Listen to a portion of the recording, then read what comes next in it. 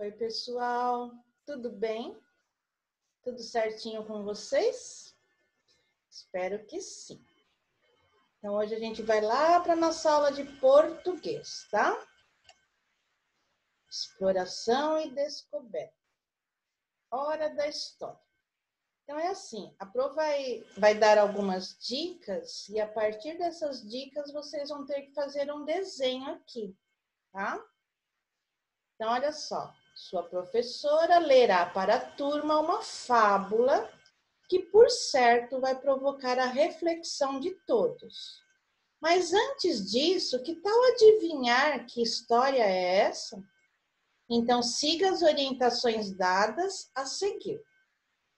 Então, o que vocês vão ter que desenhar primeiro? Um riacho de águas transparentes e nas margens, né, do riacho, vão ter que ter flores, vão ser margens floridas, iluminadas pelo sol. Então, desenhe esse cenário como você o imagina. Então, vocês podem optar por pausar o vídeo, começar o desenho, ou ouvir mais um pouquinho da explicação da Pro, tá? Então, vamos lá. Então, primeiro fazer um riacho com águas transparentes, né? Quer dizer que a água é bem pura, limpinha. As margens desse riacho vão ser floridas e iluminadas pelo sol. Então, esse é o primeiro desenho. Aí vocês vão acrescentar a essa paisagem um animalzinho pequeno e indefeso, de pelo branquinho e focinho rosado, tentando matar sua sede no riacho. Ele vai estar lá bebendo a aguinha dele, né? Do outro lado do riacho, vocês vão representar um grande animal, irritado e feroz, com pelos escuros, orelhas alertas, dentes pontudos, lançando um olhar fulminante para o pequeno animal. Aí depois que vocês terminarem, né, esse desenho, a pintura, aí a gente continua a história, tá? Continua a aula. Esses animaizinhos estão falando assim, e afinal, essa fábula começa ou não? Fique atento, porque você conhecerá agora duas versões dessa história. Então, a Pro vai contar duas versões de dois autores diferentes para uma mesma história, tá? Para uma mesma fábula. E a partir desses desenhos aí que foram solicitados, vocês já adivinharam qual que é a fábula? Será que vocês conhecem? Então, vocês vão fazer a opção de vocês, ou pausar o vídeo, né, e continuar com o desenho, terminar, pintar, e aí depois vocês continuam a aula e eu vou contar a história. Ou vocês podem deixar o desenho um pouquinho mais tarde, quem quiser ouvir a história, é que com esse desenho vocês iriam adivinhar, né, um pouquinho qual que é a fábula. Tem que dar uma pensadinha aí, tentar adivinhar qual que é a fábula. Onde tem um animalzinho pequeno, indefeso, tomando aguinha lá no riacho. E no mesmo riacho tem um animal grande, feroz. Vamos ver se vocês acertam. Bom, vou lá, vou contar, gente.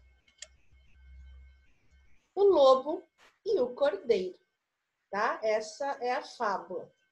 Tem duas versões. Uma do Monteiro Lobato, que é essa que está aí. Está num livro dele chamado Fábulas, da editora Global. Vocês vão perceber que a linguagem dele é um pouquinho mais rebuscada, né? Um pouquinho mais difícil de entender, tem palavras difíceis, né? Mas, quando a gente lê o contexto geral, a gente consegue entender a história, tá? Se tiver alguma palavrinha que vocês não saibam, olha que ótima oportunidade de consultar o dicionário, né? Então, vamos lá. Estava o cordeiro a beber água num córrego, Quando apareceu um lobo esfaimado, é com muita fome, tá? De horrendo aspecto. Horrendo aí já dá para pensar na palavra horrível, né? Que desaforo é esse de turvar a água que venho beber? Disse o monstro, arreganhando os dentes. Espere que vou castigar tamanha má criação. O cordeirinho, trêmulo de medo, respondeu com inocência. Como posso turvar? Turvar é sujar, né? Como posso turvar a água que o Senhor vai beber se ela corre do Senhor para mim? Era verdade aquilo, e o lobo atrapalhou-se com a resposta, mas não deu o rabo a torcer. Além disso, inventou ele, sei que você andou falando mal de mim no ano passado. Como poderia falar mal do Senhor no ano passado se eu nasci neste ano? Novamente confundido pela voz da inocência, o lobo insistiu. Se não foi você, foi seu irmão mais velho que dá no mesmo. Como poderia ser o meu irmão mais velho se eu sou filho único? O lobo, furioso, vendo que com razões claras não vencia o pobrezinho, veio com razão de lobo faminto. Pois se não foi seu irmão, foi seu pai ou seu avô. E nhoque, sangrou no pescoço. Aí vem uma moral, né? Contra a força não há argumentos. Não parece que sempre vence o mais forte, né? Em algumas situações a gente está tentando mudar isso, né, gente? Então, essa é a versão do Monteiro Lobato para essa fábula, O Lobo e o Cordeiro. Cordeiro é um filhotinho, né, da ovelhinha, do carneiro, né? Agora, nós vamos conhecer a versão de uma outra autora aqui, que é a Ruth Rocha. Vamos ver como que ela contou essa mesma história. Vão prestando atenção, porque depois vocês vão ter que escolher qual das duas versões vocês gostaram mais, tá? O Lobo e o Cordeiro. A versão é da Ruth Rocha, está num livro dela chamado Fábulas de Esopo, da editora FTD. Um lobo estava bebendo água num riacho. Um cordeirinho chegou e também começou a beber um pouco mais para baixo. O lobo arreganhou os dentes e disse ao cordeiro: como é que você tem a ousadia de vir sujar a água que eu estou bebendo? Como sujar? Respondeu o cordeiro. A água corre daí para cá. Logo, eu não posso estar sujando sua água. Não me responda, tornou o lobo furioso. Há 6 meses o seu pai me fez a mesma coisa. Há 6 meses eu nem tinha nascido. Como é que eu posso ter culpa disso? Respondeu o cordeiro. Mas você estragou todo o meu pasto, tornou o lobo. Como é que eu posso ter estragado o seu pasto se nem dentes eu tenho? O lobo, não tendo mais como culpar o cordeiro, não disse mais nada. Pulou sobre ele e o comeu. Vendo? É igual certas pessoas também. Tem gente que não tem argumentos, né? Não tem como ficar argumentando, né? Dentro de uma conversa, então já vai para alguma coisa mais drástica, né? Porque ele não tem como defender suas próprias ideias, né? Muitas vezes porque não tem razão, como é o tipo do lobo, né? Então aí apela para ignorância, né? Diálogo com o texto. Você ouviu 2 versões da fábula O Lobo e o Cordeiro. Uma escrita por Monteiro Lobato e outra por Ruth Rocha. Qual delas você mais apreciou e por quê? Então, é uma resposta bem pessoal, né? Porque é do gosto de cada um. Vocês vão deixar parágrafo, começar a frase com letra maiúscula. E qual delas você mais apreciou? A fábula que eu mais apreciei foi a versão, ou assim, O Lobo e o Cordeiro, na versão de Monteiro Lobato ou Ruth Rocha. E por quê? Tá? Vai explicar por que vocês gostaram mais de uma versão do que de outra. Vamos conferir cada trechinho das fábulas, observando as características que marcam as diferentes possibilidades de se contar uma mesma história. Então, ó, toda história tem um início, né? A gente vai começar hoje pelo início de uma história. Isso serve não só para fábulas, como para qualquer história, né, que a gente for escrever. Então, olha bem. Início da história da versão da Ruth Rocha. O Lobo e o Cordeiro.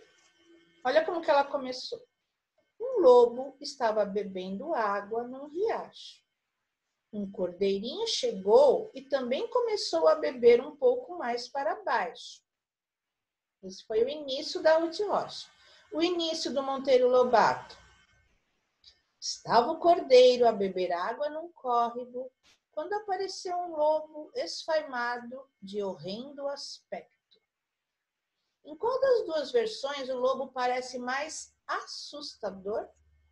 Na versão de Ruth Rocha ou na versão de Monteiro Lobato?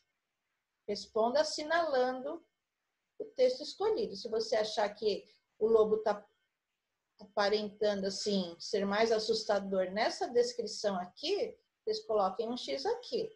Se vocês acham que está aparentando ser mais assustador nessa descrição, coloquem um X aqui. O que você observou nesses textos aqui para fazer essa escolha, né? Do lobo estar sendo assim apresentado com um aspecto assustador? Em qual das duas? E o que foi que você observou para escolher uma dessas duas, tá? Pensa um pouquinho, tá bom? Que tal deixar o lobo de Ruth Rocha mais assustador? Acrescente ao trecho tudo o que você achar necessário para isso. O lobo, segundo Ruth Rocha. Um lobo estava bebendo água num riacho. Então, ela foi assim bem suave, né? Falando do lobo. Um lobo estava bebendo água num riacho. Só falou isso, né? Monteiro Lobato, não. Pareceu um lobo esfaimado, de horrendo aspecto. Foi um pouquinho mais completo, né, na descrição do lobo. Agora, eu dei um exemplo aqui. Se fosse o meu lobo, vocês vão fazer o de vocês, tá? Se vocês quiserem alguma dessas minhas ideias, tudo bem. Mas aqui vocês vão colocar o nome de vocês. Eu coloquei o meu, ó. O lobo segundo Roseli. Aí eles começaram a frase e terminaram. Vocês vão pôr o que aqui no meio? Algumas características que vão deixar esse lobo bem assustador, tá? Pode caprichar aí nessas características assustadoras aí. Um lobo, olha como que eu fiz o meu. Um lobo horrível, com dentes afiados, que baba, assustador, com garras enormes e afiadas, com os olhos esbugalhados, estava bebendo água no riacho. Tá vendo? A gente já está ajudando aqui a Ruth Rocha a deixar o lobo dela um pouquinho mais assustador, porque o lobo dela estava tão bonitinho, tão fofinho. Tá? Então, essa daí, essa foi a minha ideia. Vocês podem ter a de vocês. Cuidado, hein, gente? Não vai escrever aqui Roseli. É para cada um escrever o seu próprio nome, tá? E aí pode pôr umas características para o lobo bem assustadoras, para deixar ele bem assustador, tá? Represente o seu lobo com um desenho. Eu coloquei o meu aí. Ele tá bem, né, com os dentes afiados, tá babando. Parece, para mim, parece que ele tá bem assustador. e capriche nas características que você descreveu. Então, você vai ter que desenhar um lobo aqui com as mesmas características que você usou aqui, né? Quando você acrescentou ao trecho aqui da Ruth Rocha mais características assustadoras para o lobo. Então, com essas características que você apresentou aqui, vai ter que usar elas para desenhar o seu lobo, tá? Vai ter que ser um lobo bem assustador, tá bom? Então, desenha, pinta, né? Tudo bem bonito, com bastante calma, tá? Vocês têm sempre duas opções. Ou vocês vão assistindo a aula, pausando o vídeo e fazendo, né? Exercício por exercício. Ou vocês também podem assistir a aula inteira, né? Depois vocês voltam e começam a só ir realizando os exercícios. Aí vocês já entenderam o todo, né? Aí vocês vão pegando as partes. Também tem gente que vai pegando as partes e depois forma o todo. Então, é mais uma opção, assim, é uma coisa muito pessoal, tá? De como que a pessoa gosta de estudar. Veja como a outra personagem da fábula é apresentada pelos autores. O cordeiro, segundo Ruth Rocha, ela apresentou assim: um cordeirinho chegou e também começou a beber um pouco mais para baixo. E como que é o cordeiro, segundo Monteiro Lobato? Estava o cordeiro a beber água num córrego quando apareceu um lobo. Para discutir com a turma, vocês podem discutir também aí com os familiares. A palavra cordeirinho está no grau diminutivo. Além de indicar o tamanho pequeno do animal, que outras ideias o uso dessa palavra pode expressar no texto? Então, a gente tem que saber, assim, quais são os graus de uma palavra, né? Existe a palavra no grau normal, seria a palavra cordeiro. Existe a palavra no grau diminutivo, diminui. Então, ficaria cordeirinho. E existe também a palavra no grau aumentativo, aumenta, cordeirão, tá? Então, na palavra cordeirinho, dá a ideia, né, de que o animal é pequeno, mas na nossa língua, a gente também usa o grau diminutivo como uma forma, assim, de afetividade, tá? Então, pensando nisso, você acha que faz diferença no texto escrever cordeiro ou cordeirinho? Faz diferença sim. Porque, ó, nesse caso, o uso da palavra cordeirinho dá a ideia de que nós falamos de um animal dócil e carinhoso. Tá vendo como eu já tô vendo assim com afetividade, né? O emprego do grau diminutivo revela também a afetividade, além de indicar o tamanho pequeno do animal.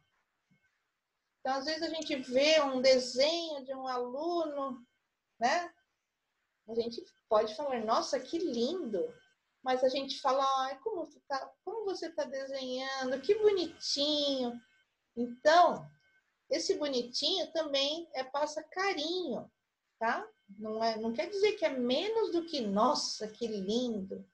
Nossa, que lindo tá assim, uma exclamação, né? Uma surpresa, uma admiração pelo desenho que é tão lindo, mas também de uma forma mais delicada, também eu posso falar que esse desenho, nossa, como tá bonitinho esse desenho, como você é caprichoso. Então, o bonitinho também traz esse tom de afetividade, de carinho, tá? Então, em algumas situações, as palavrinhas no grau diminutivo querem dizer isso. Em outras, é claro que querem dizer a diminuição do tamanho de alguma coisa, tá? Já as palavras no grau aumentativo podem indicar, além da ideia de tamanho, um pouco de humor, uma crítica e até mesmo admiração. Tudo depende da intenção de quem fala. Quer ver? E frase com a palavra lobo no aumentativo. Então, ó, existe a palavra lobo. Essa palavra lobo está no grau normal. Se eu quisesse usar essa palavra no grau diminutivo, ficaria lobinho. Aqui no exercício, eles querem que vocês usem no grau aumentativo, lobão. Que frase com a palavra lobo no aumentativo você poderia dizer-lhe para mostrar que desaprovou sua atitude em relação ao cordeiro? Então, é como se você estivesse aqui, ó, e você falaria alguma coisa para o lobo, só que a palavra lobo vai estar no grau aumentativo. Eu fiz a minha fala, vocês vão fazer a de vocês, tá? Para o lobo. Eu falei assim, senhor lobão, deixe o cordeirinho em paz. E aí vocês também vão poder escrever a de vocês. Só não esquece que a palavra lobo vai ter que estar no grau aumentativo, tá? Vamos passar um recadinho aí para esse lobo, porque ele está muito mal. E a gente vai lá para a lição de casa 9, tá bom? Você já sabe que as personagens das fábulas, em geral, são animais, né? Revelam características humanas. Isso torna possível escrever histórias que representam acontecimentos reais e vividos pelas pessoas. Juntando tudo o que você já sabia e o que você aprendeu neste caderno sobre fábulas, propomos que você preencha um álbum especial nesta e na próxima lição. Ele foi organizado por personagens que você conhece muito bem. Essa turma fotografou momentos que viveram em suas histórias. E como em um diário, registraram tudinho. Ops, nem tudo. Uma parte ficou para você. Então, vamos lá? Escreva, desenhe e dê sua opinião. Vocês vão falar, Pro, você pulou a lição de casa 8. Pulei, gente. Pulei por quê? A lição de casa 8 é para escrever um texto inteirinho, uma fábula inteirinha. E como hoje vocês já escreveram bastante, então fica muito escrita para um dia só, né? Aí vai perdendo a qualidade da lição, porque vocês vão estar com a mãozinha cansada, né? Então, hoje eu vou dar uma lição de casa mais suave, tá? Então, a lição 8 nós vamos fazer em outro dia, tá? Pode pular, não é para fazer, tá, gente? É para ir direto para 9. O espaço é todo seu. Então, como vocês vão escrever uma espécie de um diário, né? Um álbum aqui, tá falando que é um álbum especial. Então, vão aparecer aí essas personagens, essas histórias sobre essas personagens. Então, vai ter uma história sobre a lebre, uma sobre a tartaruga, uma sobre a raposa, uma sobre o leão e uma sobre o lobo. Na lição de casa 9, só entram a lebre e a tartaruga, tá? Quando nós formos fazer a 10, aí sim vão entrar as outras. O que você vai pôr aqui? Você vai pôr o número das páginas, que você vai imaginar também, tá? A parte aqui do álbum, que vai falar um pouquinho sobre a lebre, tá lá na página 2. Da tartaruga tá na página 5. Não sei, vocês vão... É claro que tem que ser numa ordem crescente, né? E é mais para brincar, né? Para você saber que também no início de um livro, né? Que a gente já aprendeu sobre isso, tem o sumário, que é a mesma coisa que o índice, né? Que facilita bastante para a gente procurar. Eu não quero ler essa primeira fábula, eu quero ler essa daqui, o leão. É só eu olhar a página e eu já vou direto para a página, ao invés de ter que folhear o livro todo para procurar a página que eu quero, tá? Como que vai ser aqui, ó? Essa primeira página vai falar só sobre a lebre. Mas quem é que está falando da lebre? Ela mesma. Ela está falando dela mesma. É uma espécie de um diário, tá? Então, aqui, o que vocês têm? Vocês têm que observar também, né? O que está sendo pedido. Ó, aqui vocês têm um balão de fala, tá? Então, a lebre está falando alguma coisa. Ela já começou a falar e quem vai continuar são vocês, ó. Ela começou assim: confesso que a minha fama não é das melhores. Já fui chamada de... Aí vocês vão colocar ou uma coisa ou duas, não sei. Alguma coisa que ela já foi chamada. Já fui chamada de... A gente tem uma lição falando sobre a lebre e a tartaruga. Tem uma página lá só falando de características da lebre e da tartaruga. Quem quiser pode voltar lá.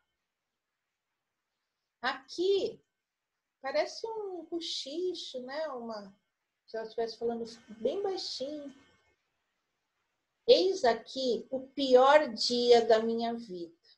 Aqui já é um quadro para desenho, gente. Vocês vão desenhar pela fábula que nós já conhecemos, né? Qual foi o pior dia da vida dela. E aqui ela está pensando: em meu último sonho, eu disse poucas e boas para aquela tartaruga. Aí vai escrever aqui o que foi que ela disse, tá? Então, essa página é só para ler. Dentro de balão, vocês já sabem, né? Nós não vamos usar travessão, tá? Agora, vamos para a próxima página. Agora é só sobre a tartaruga. E é também a tartaruga que vai estar falando. É como se fosse um diário dela, tá? Aqui, foto antiga, tirada meia hora após a corrida, que me fez a tartaruga mais famosa das fábulas. Então, aqui não é para fazer nada, aqui. Aqui tem uma foto, eu e meu filho. Aí ela vai passar um ensinamento para o filho dela. É como sempre digo. É claro que esse ensinamento aqui pode ser o quê? A moral da história, né? Pode ser a moral da história, tá?